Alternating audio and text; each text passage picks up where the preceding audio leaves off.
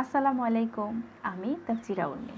পানি পান করার জন্যও কিন্তু বিশেষ কিছু সময় রয়েছে। সব সময় সব ক্ষেত্রেই কিন্তু পানি পান করা যাবে না। এই যেমন খেতে খেতে পানি পান করা। সেক্ষেত্রে আমি দিনের শুরু থেকেই বলতে চাই, সকালে ঘুম থেকে উঠেই খালি পেটে পানি পান করার অভ্যাস তৈরি করুন।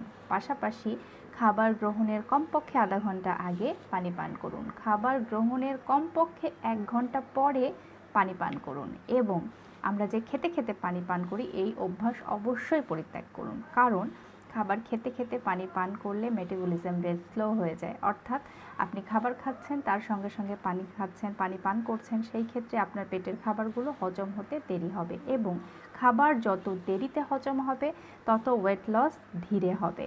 সেই ক্ষেত্রে অবশ্যই অবশ্যই অবশ্যই পানি পানের নিয়মটা আপনাদেরকে সঠিকভাবে পালন করতে হবে এবং রাতের বেলা, রাতে কিন্তু দিনের তুলনায়